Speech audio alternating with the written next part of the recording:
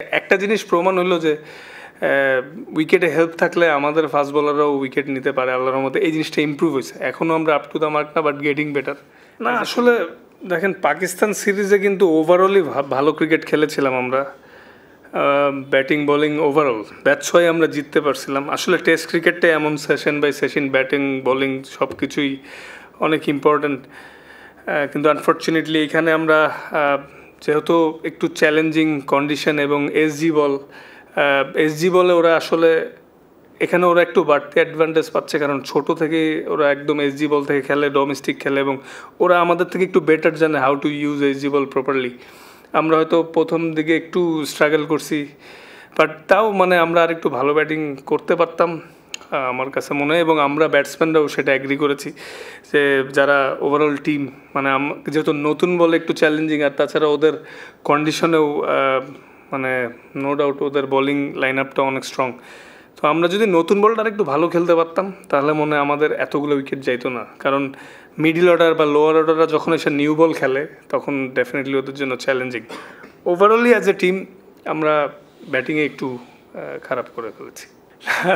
ওয়েদারের কন্ডিশনটা একটু টাফ পেস বোলারদের জন্য, কারণ বেশ গরম, চ্যালেঞ্জিংও, কিন্তু আসলে উইকেট একটু ক্যারি আছে, মুভমেন্ট আছে, ভালো জায়গায় বল করতে পারলে, আপনি আপনার স্কিল শো করতে পারলে অপরচুনিটিও ক্রিয়েট হয়, যেটা আমাদের ফাস্ট বোলাররাও ভালো করছে, ওরাও করছে। তো যেহেতু একটু মানে একটা জিনিস প্রমাণ হলো যে উইকেটে হেল্প থাকলে আমাদের ফাস্ট বোলাররাও উইকেট নিতে পারে আল্লাহর রহমতে। এই জিনিসটা ইমপ্রুভ হয়েছে, এখনও আমরা আপ টু দ্য মার্ক না, but getting better. As a team হিসাবে ইমপ্রুভ করার চেষ্টা করতেছি। তো ওভারঅলই আসলে এখনও অনেক ইমপ্রুভমেন্টের জায়গা আছে, ভালো তো শেষ নেই, কিন্তু এরকম উইকেটে হেল্প থাকলে আমাদের ফাস্ট বোলিংও ভালো করা সম্ভব, এটা আমরা বারবার প্রমাণ করতে পারতেছি আল্লাহর রহমতে। না, ইন্ডিয়ার হোমে ওরা যে কোনো টিমের সাথেই অনেক স্ট্রং প্রতিপক্ষ, আর হোম অ্যাডভান্টেজ সবাই নিয়ে থাকে। দেখবেন যে সামনে আমাদেরও হোম সিরিজ আছে, ওইখানেও আমরা হয়তো এভাবেই ডমিনেট করবো ইনশাল্লাহ। পাকিস্তানের কন্ডিশন আর অপোনেন্ট একটু ডিফারেন্ট ছিল। আমরা ওইখানে ভালো খেলতে পারছি, ভালো ব্যাটিং করতে পারছি, বোলিংও ভালো করছি, কিন্তু এইখানে আনফর্চুনেটলি ওই যে লস হলো। আমাদেরও কিন্তু কালকে ওদেরকে আরও আর্লি অল আউট করার উচিত ছিল, হয়তো অ্যাট দ্য এন্ডে আমরাও কিন্তু আপ টু দ্য আমার শেষের দিকে বোলিং করতে পারিনি, স্পেশালি টি এর পরের সেশনটা ওরা ভালো ব্যাটিং করছে, বাট আমাদেরও আরও ভালো করা উচিত ছিল। মানে ডেফিনেটলি 350-তে অল আউট করছি, এটা অ্যাটলিস্ট মানে আমার মনে হয় 250-র মধ্যে অল আউট করা উচিত ছিল, তাহলে একটু ডিফারেন্ট বল গেম হইতো।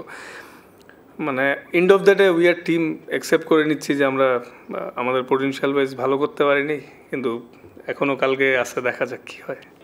অবশ্যই এটা আসলে ব্যাটসম্যানরা এবং ব্যাটিং কোচ সবাই কনসার্ন হওয়ারই কথা, এবং এটা নিয়ে হয়তো কাজও করতেছে।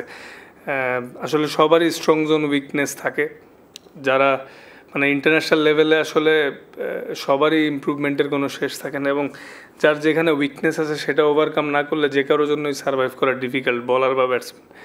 তো এটা অবশ্য মানে এটা নিয়ে ব্যাটসম্যানরাও কাজ করতেছে, যার যেখানে প্রবলেম, কারো ভিতরের বলে সমস্যা, কারো বাইরের সমস্যা, উইকনেস সবারই আছে। তো দিন শেষে আসলে এক্সিকিউটটা ইম্পর্টেন্ট, এবং সবাই সবার জায়গা থেকে ইমপ্রুভ করার চেষ্টা করতেছে, আশা করি ভালো কিছু হবে। ডিসকাশন তো এটা কীভাবে বলবো, এটা তো ব্যাটসম্যানদের ইনশাল্লাহ আবার সামনে রান হলে তখন ব্যাটসম্যানদেরকে আমরা বলবো they bowl brilliantly, that's why we lost some wickets in first and that's cost our game.